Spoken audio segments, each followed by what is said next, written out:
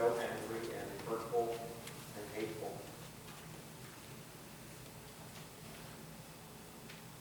And yet we're the same person. So this day, as we look into your word, I pray that we would learn, that we would have a deep encounter with you that helps guide us into places where we better know what to do with the emotions of anger and bitterness and hatred that come our way. So that we might be the people more often that you made us to be and call us to be. We ask this in the name of the one who saves and redeems us, Jesus Christ our Lord. Amen. So, getting started, I would love for you to think with me about the last time that you were angry.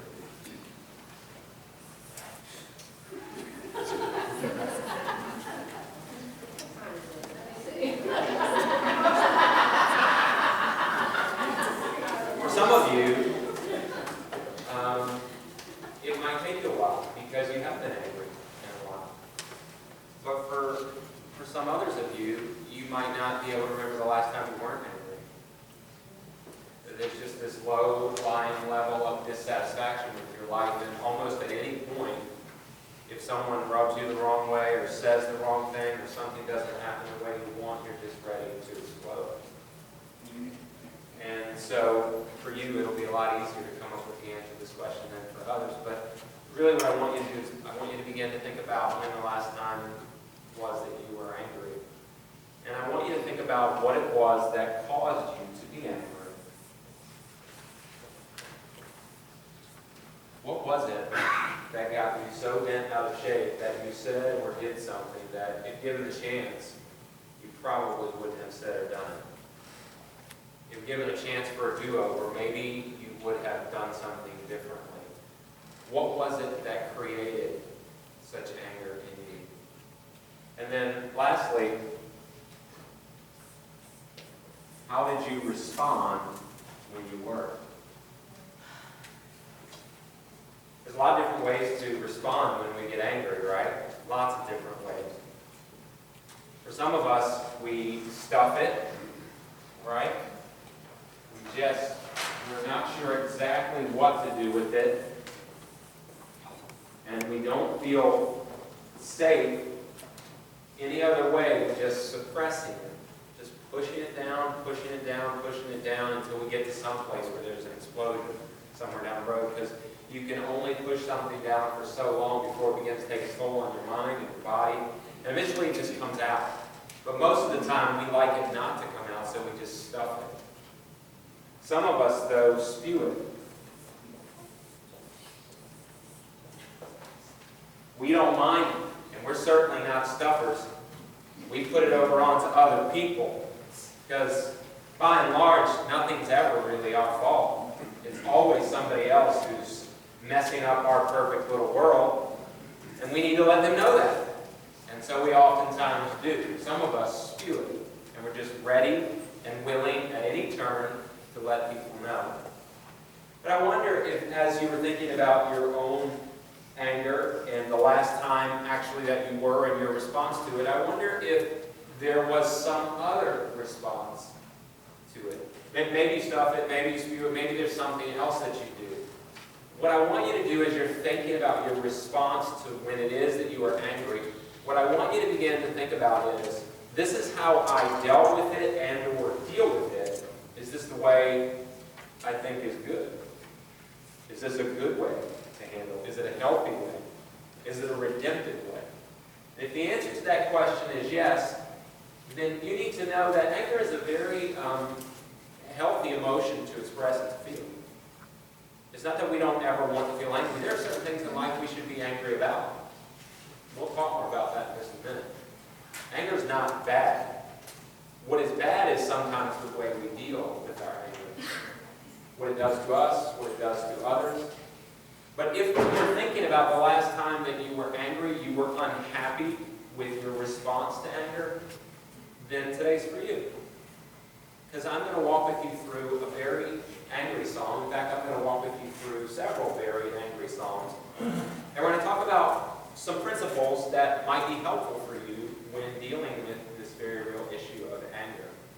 So, if you have your Bible, turn with me to Psalm 137. Psalm 137.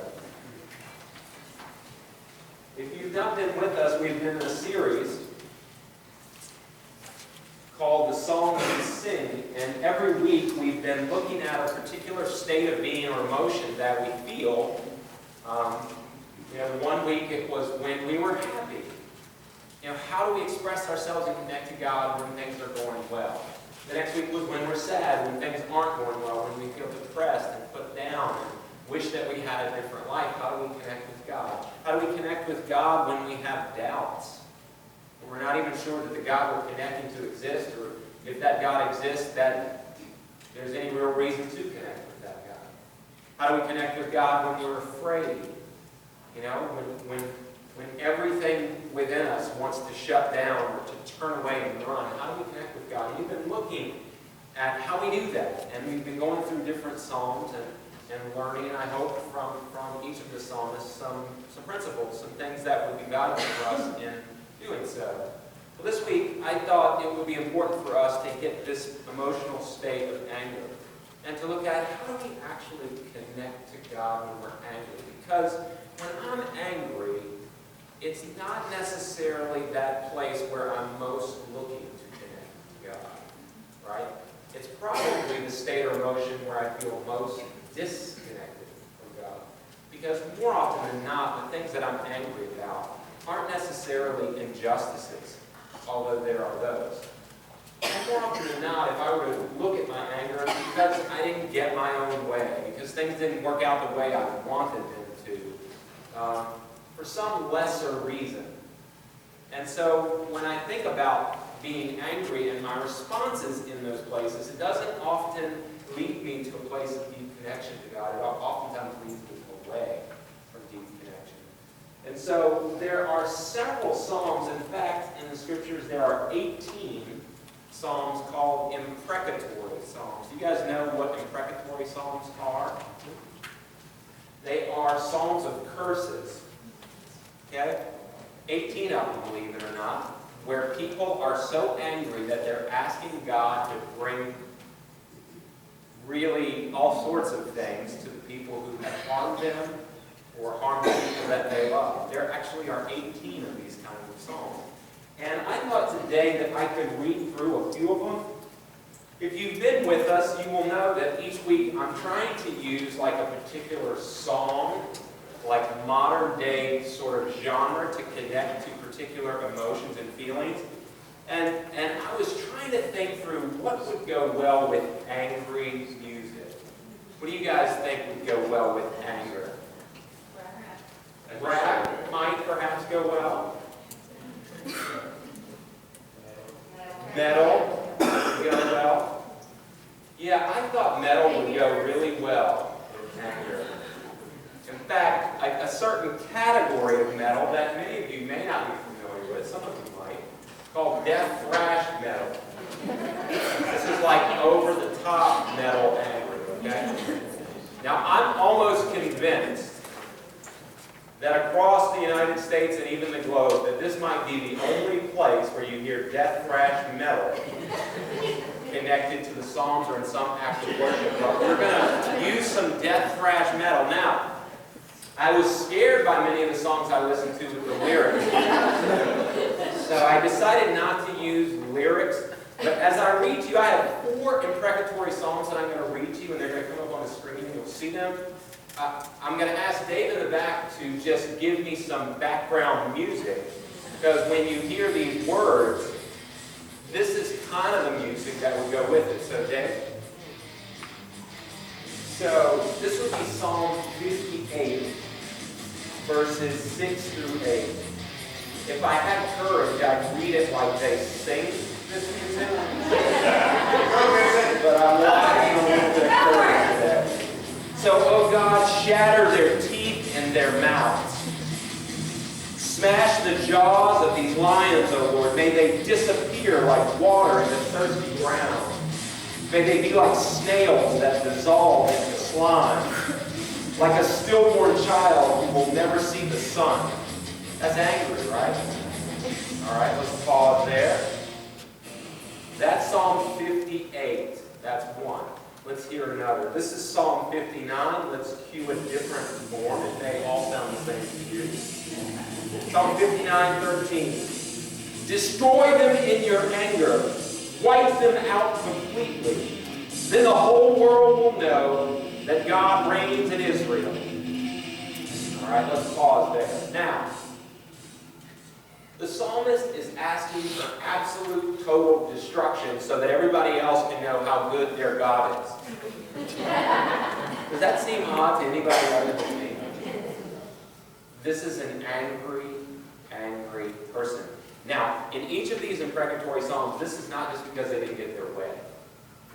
This is because great injustice has been done to them. Great damage has been done to them, their land, and those they love. It gets better. Psalm 69, verses 23 to 28. Here we go, Dave. Let their eyes go blind so they cannot see. Make their bodies shake continually. Pour out your fury on them. Consume them with your burning anger. Let their homes become desolate and their tents be deserted. To the one you have punished, they add insult to injury. They add to the pain of those you have hurt.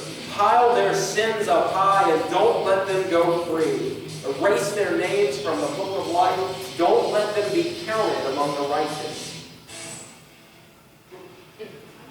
You spent any time with these psalms lately? You're like, this stuff's in the Bible? It's in the Bible. And I think it's there because there's a lot of stuff in our world that's just not just. It's evil, actually. And when evil visits us, it feels a certain way. And when it feels a certain way, we respond a certain way. Let me read you this last one, and then we'll get to really the most bone-chilling of them all. But Psalm 109, cue it one more time for me, Dave. Don't know necessarily what happened here, but listen to this. Let his years be few. Let someone else take his position. May his children become fatherless and his wife a widow. May his children wander as beggars and be driven from their ruined homes. May creditors seize the entire estate and strangers take all that is earned. Let no one be kind to him. Let no one pity his fatherless children. May all of his offspring die. May his family name be blotted out in the next generation. May the Lord never forget the sins of his father. May his mother's sins never be erased from the record. May the Lord always remember these sins, and may his name disappear from human memory. You ever felt like that? That's powerful. That's powerful. So why in the world am I exposing you to these psalms that you'd rather not see or hear? Because there's this emotion in us that's sometimes just and sometimes not, that feels very violent. We don't like to see it. We don't like to feel it. But when we do, we oftentimes don't know what to do with it. As we look at Psalm 137, what I want to do is help you understand what to do when you are feeling such vitriol that if given a chance, you would spew it or stuff it, but either way, it would do great damage to your soul or to someone else. So, just before I read Psalm 137, here's what you need to know. The context of this psalm is that in 587 BC, Nebuchadnezzar and the Babylonian army rolled into Jerusalem and destroyed it. They tore down the walls, they destroyed the temple, they burned the city, they looted and sacked it and killed many, many people. And for those that they didn't kill, they took them about 500 miles away into exile. It was a very, very dark time in the history of the children of Israel. One of the most despicable things, the Babylonians were known for many vicious and savage acts, but one of the most despicable things that the Babylonians would do is when they came into town, after destroying all of those who would fight against them, they would find helpless, defenseless women with their children. And they would snatch their children from their arms, and they would take them by the legs, and they would dash them against walls and stones and the ground until their brains splattered out of their heads. Now, you don't want to hear that, and you don't want to understand that, and it's very graphic, but that is very, very much the fact that they would do. You need to know that because that sets the tone for what you're going to hear in Psalm 137. It makes it make sense. It makes it feel. If you had no context for it, you'd be like, what in the world is he talking about? But now that you know that, then what you're about to hear will make perfect sense. So let me read it to you. Beside the rivers of Babylon, we sat and wept. As we thought of Jerusalem, we put away our harps, hanging them on the branches of poplar trees. For our captors demanded a song for us. Our tormentors insisted on a joyful hymn. Sing us one of those songs of Jerusalem. So they hit this place where the only people who were left have been deported into a land that's unfamiliar, into a culture that is unknown, with languages that they don't understand. And they are so sad they have no more song in them. You know, we've just been talking about angry music, and there's all sorts of forms of expression in music, but they just have nothing in them to sing. And to add insult to injury, the people who have brutalized their family members and destroyed their land and deported them some 500 miles away, they're now mocking them, and they're mocking their God, and they're saying, hey, sing one of those cool songs that you used to sing about how your God was the God. Why don't you sing one of those? Or why don't you sing one of those songs about how you're the light of the world? Yeah, well, why don't you sing one of those? They're mocking. It is insult to injury. And they don't have it in them. Almost their refusal to do so as they hang their harps on the poplars is just like, you've taken everything else away from me. I'm not going to give you the satisfaction of singing one of our little songs. It's an act of protest where they hang their harp. They're angry. And their captors are just mocking them. It continues though. He says, how can we sing the song of the Lord while in a pagan land? If I forget you, O Jerusalem, let my right hand forget how to play the harp. May my tongue stick to the roof of my mouth. If I fail to remember thee, if I don't make Jerusalem my greatest joy. So oftentimes, like this psalm starts here with great sadness, right? But there's also this protest and there's this anger. Sometimes when we're sad, it drifts and moves toward anger, and that's what's going to happen here. Okay? So as he's in this place and he's being mocked and he's being asked to do something he doesn't want to do, there's still this place of faith. There's an expression of faith here, even when nothing around him leads him to believe that he should be expressing faith. He cannot forget Jerusalem.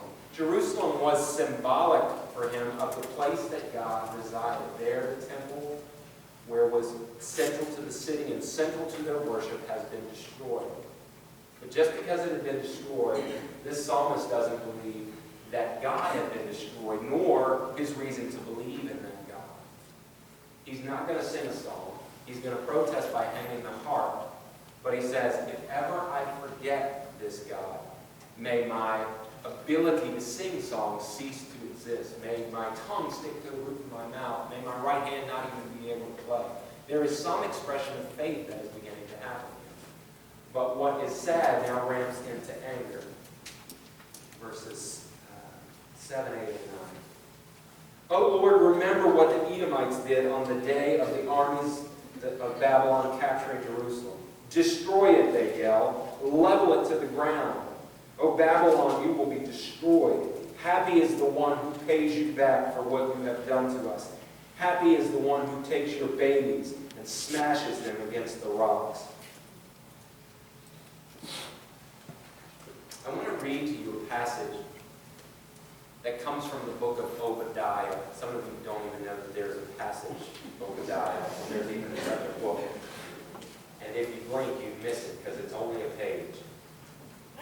For those of you who are wondering, you find it between Jonah and Amos, but you have to look very hard because those pages stick together and you weren't going to see it.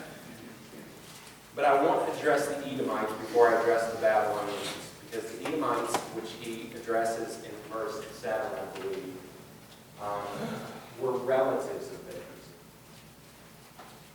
See, the Babylonians were vicious and savage and unjust, and they expected that from them. They didn't like it, they expected it. The Edomites were actually part of the same family.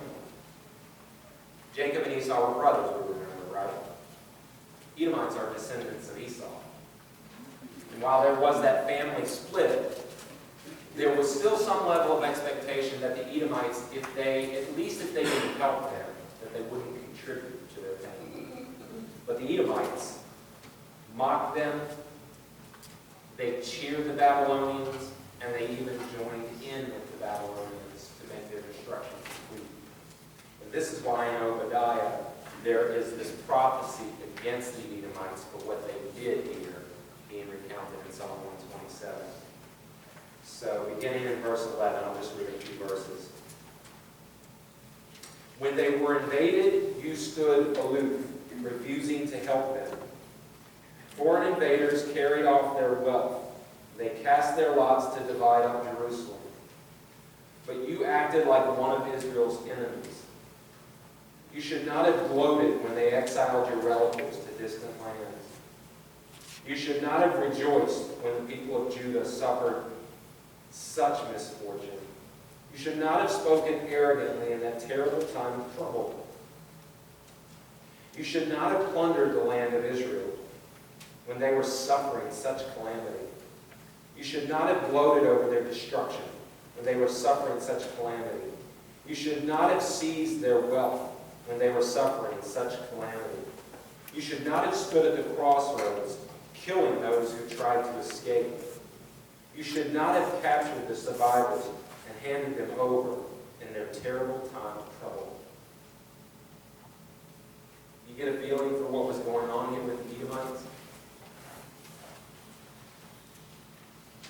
And so, in Psalm 137, verse 7, the psalmist is saying, I'm going to get to the Babylonians, but first let me deal with the Edomites, my family, when we were suffering terrible calamity, stood by and watched and cheered and gloated. They actually joined in the fray. They turned us in. And if they couldn't catch us, they killed us. They stood at the crossroads while we were trying to escape, and they blocked our way. This is despicable. Can you understand why the psalmist would be so angry? And so he says, "O Lord, remember what the Edomites did on the day that the armies of Babylon captured Jerusalem. Destroy it," they yelled, "level it to the ground." And then he goes into this whole deal about Babylon and what they did. And it's just in a matter of a couple of verses. When you hear that verse and you hear about how he wants their babies to be smashed against the stones too, you hear that and you think, there's got to be some line drawn here where we don't go to the children. Let's just let us deal with our stuff and leave those who are innocent alone. But in that day, this was part of the law. Lex talionis. It was eye for an eye and tooth for a tooth. It wasn't like they got a parking ticket and they wanted to pay it with the death penalty. Their children had been dashed and smashed against the stones. All he's asking God for is for them to get what they gave. Nothing more, nothing less. And so, one of the things that I think is helpful as we process this psalm, and many others like it, and our own anger, is this. I think that anger, especially anger at things that are unjust, when something bad seeks to undo something good, we should be angry about it. And anger requires a voice. Anger needs a voice. It needs to find a place of expression. And that's why when we stuff anger, it does not serve us well. It does not serve us well to sit on those things that are unjust, to look and to watch and to do nothing about something that requires those of us who are people of faith and who desire to see a different way of life just to sit and watch and do nothing. See, there's a whole different category of anger when we're dealing with stuff like just not getting our own way. When just being inconvenienced. When just being cut off in traffic. When our son or our daughter just doesn't do what we want them to do, or our wife or our husband does something that we don't want them to do. When things don't work out the way that you would hope for, that's a whole different category of anger. What I'm talking about, what the psalmist is talking about, are issues of justice and injustice. When people and organizations and nations do things against others that just isn't right, good, or pleasing to God. Anger requires that there be a voice given to it. Now, the difference between stuffing and spewing is this. Stuffing is never good. If you want to process, if you want to think through before you react, I think that's fine. But at some point, anger needs to be given a voice. But it doesn't need to be given a voice in such a way that you do damage to other people with that voice. Along about the middle part of the psalm where he is lamenting what has happened, he turns his voice to God. The song that he sings is a song to God. And when I was asking you earlier this morning about what you do when you get angry, what you do with your anger, I wonder just how many of you, with your anger, your most natural reflexive action is to turn that to God and express it. Because when I was growing up, there were certain things that I was told you just shouldn't say to God. You just shouldn't bring to God. And what I find in the Psalms is that everything is fair game. That God's a big boy. God can handle anything and everything that would bring his way. And even if we're asking God in our anger to do stuff that's unjust, God is a just God and doesn't necessarily need to respond to our request. He can process and make the difference between where we are and where we need to be. The reason why I think this second step of once we've given voice to God, turning it to and making it a prayer, why that is so significant, is because it's in the processing in the presence of God where one finds healing, where one finds redemption. Now, there have been several times over the course of my life where I've been so angry. And it took me a while to get to a place where I turned that to God. It wasn't like my immediate reflexive response was to go right to God. It took me like days and sometimes even weeks to get to a place where I did. But once I did, what I found in that place of expression was that God had an amazing capacity to meet me in that place and to help me process through those feelings and emotions such that they began to dissipate, and I began to experience in that place of hurtness, healing, and redemption. Not long ago, I had a situation where I had an individual who, if I would have been present, I may currently be in jail. That's how angry I was. It was a man who intimidated and bullied and cursed at my son. He did everything just short of putting his hands on him and physically hurting him. 6'4", 300 pounds. I don't care how big he was. I would have taken him out if I was there. I'm telling you. That's how angry I was that someone would do that to my son, who's 13 years old, no matter what they did or didn't do. You don't ever do that to children. So I'm out of town when I hear this, right? I'm in Chicago. And the blessing and the curse of being away was that I did not immediately respond to the situation, which I said I may well be in jail at this point if I did. downside of it is that I just felt helpless to help my son.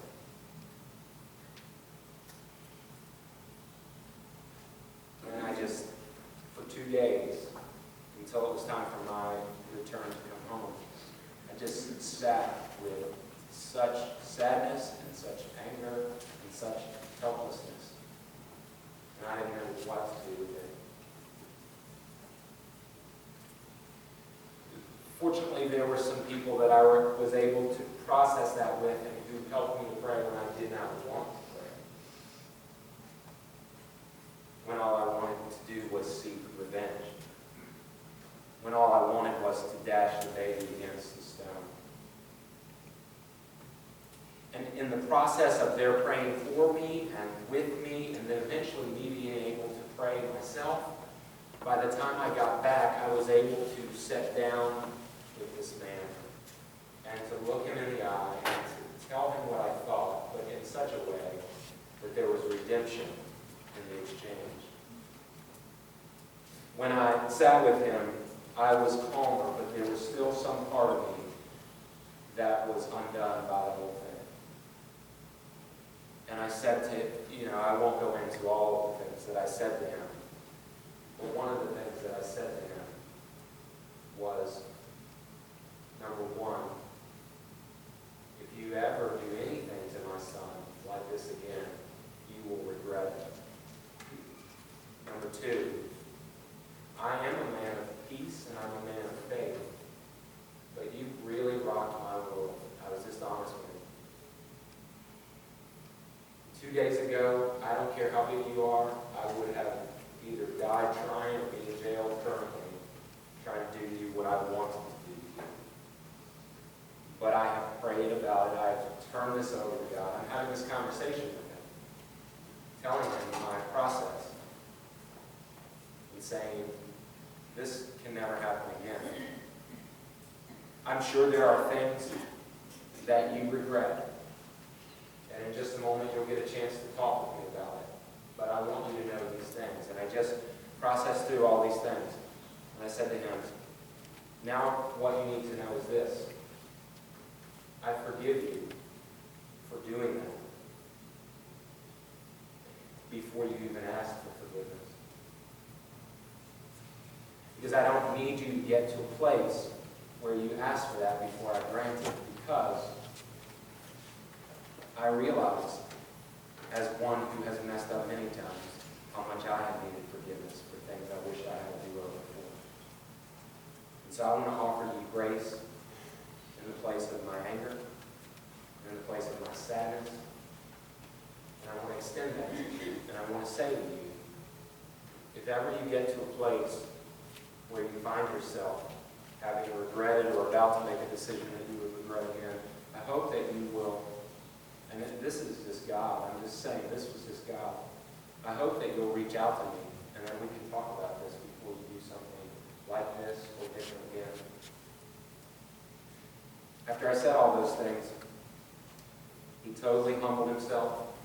He asked for forgiveness. He later went and asked my son for forgiveness. It's all patched up, right?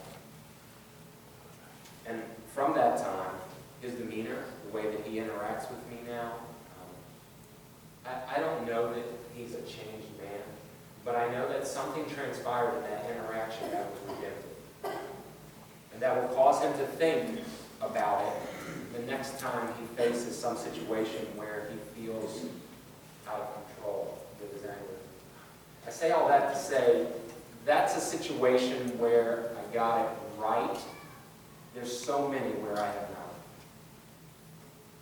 And I think the only reason I got it right was twofold. Number one, I wasn't there immediately. I was spared that, even though it hurt to be away. But number two, I had people in my life who cried with me, who listened to me, who prayed with me, who prayed for me, and who helped me get to a place where I could actually pray and talk to God myself. And once I did, it was amazing the capacity that God had to take what was just such anger and bitterness and hatred and dissipate it to the point of healing in my own soul. So at the end of the day, no matter what somebody does to you or somebody that you love, you don't want to live with that stuff in your life. You don't want to carry that stuff. You don't want to spread that stuff. That's why anger needs a voice, but ultimately that voice needs to be turned towards God. Because God can help you in ways that I can't even begin to explain, but I'm trying to. God can help you process through until you get to a place where your response is more redemptive than destructive.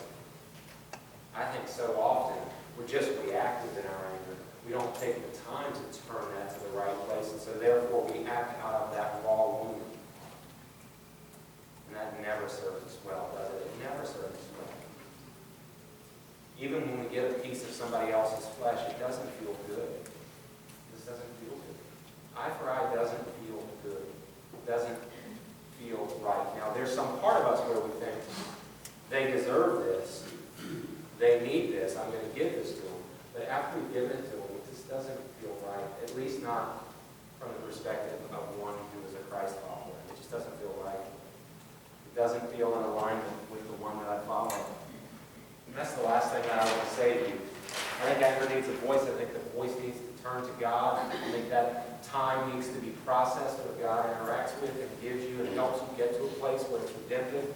But I think one of the things that we had that the psalmist didn't have is that the psalmist was on this side of the cross, and we're on this side of the cross. And everything that we look at is through the lens of that single act where Jesus Christ came and gave himself for the forgiveness of our sins. His body was dashed and broken for us. He became that one who was dashed against the stone.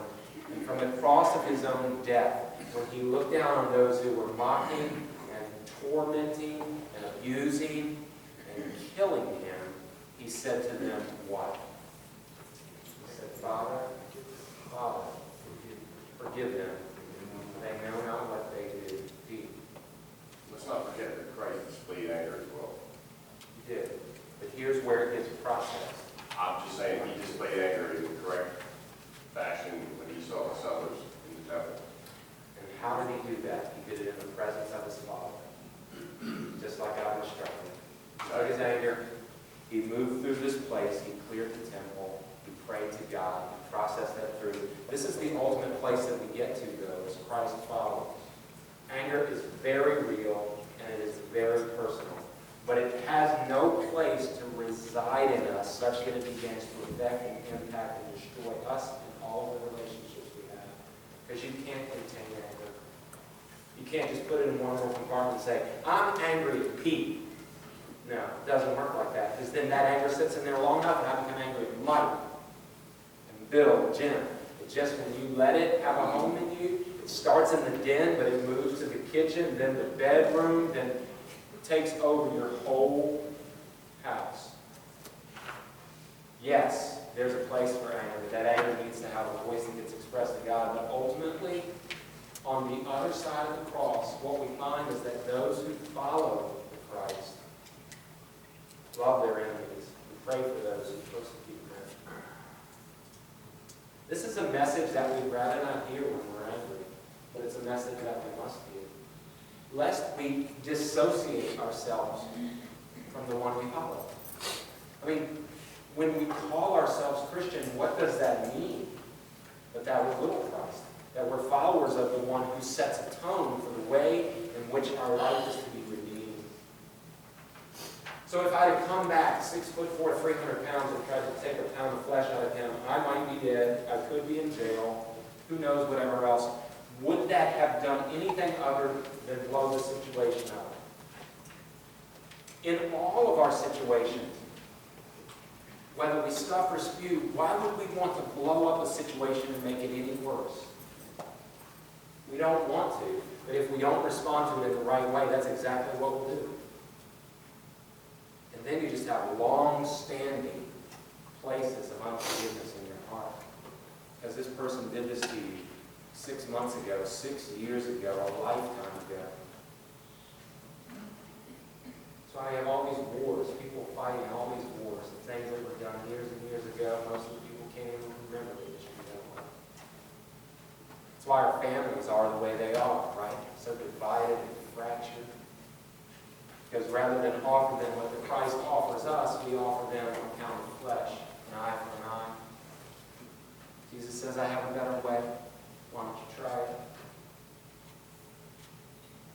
I think anger is real. It's an emotion that is healthy when expressed in the right way. I don't think we need to shy from it, but I don't think we need to stuff it, and I certainly don't think we need to spew it. I think we need to take it, find voice for it, turn it to God, find in that place a community where if we're not ready to talk to God ourselves, maybe others can come around us that we trust, that love us, that can hear, yeah, you know what, let's get bats and go take out his knees too, right? Not meaning that, but just giving voice, giving vent to that place in you. Say, okay, right now we let that go. Let me just pray for you. When I got back a week later, some of these guys who had been praying for me called me, texted me, emailed me, and said, still praying for you.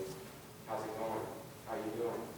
Because they know that oftentimes when you have exchanges where you're trying to work through a situation, that one situation doesn't necessarily end the situation.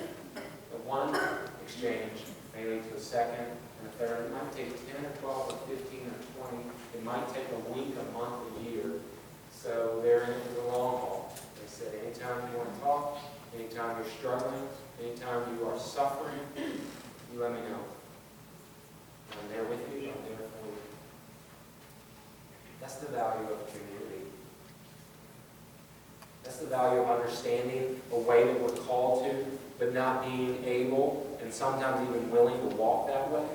Because sometimes we're not able or willing to walk that way, even though we know it's right.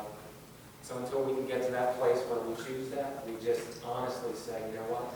I know that's the right way. That ain't my way today. How do we sing songs when we're angry? We sing it by being honest to God.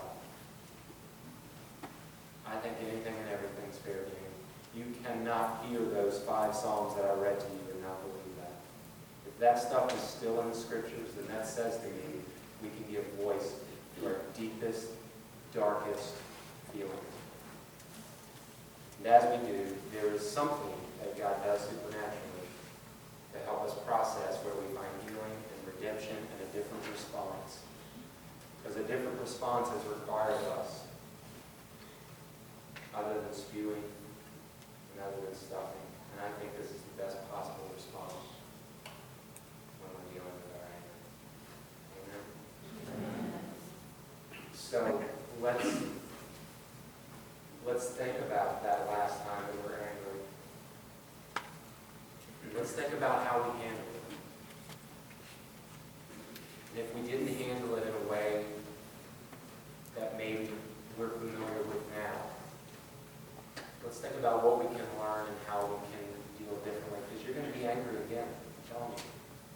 Some of you might be angry before you leave this place today. Hope not. It's possible. I've seen it happen once or twice in this building.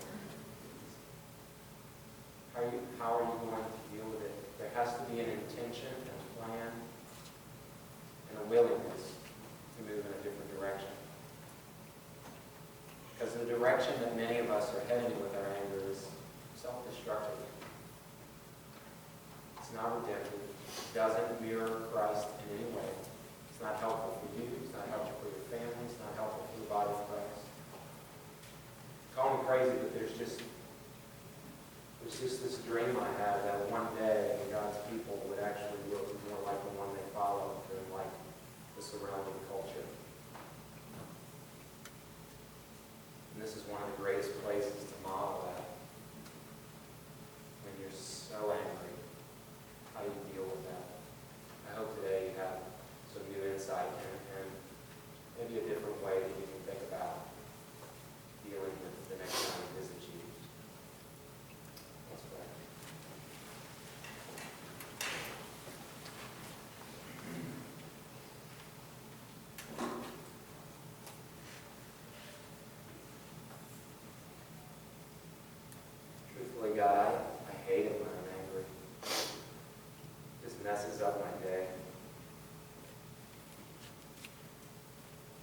And I know there's some things that I should be angry about, and I pray that you would help me to be in touch with that, because there are severe injustices that need a voice.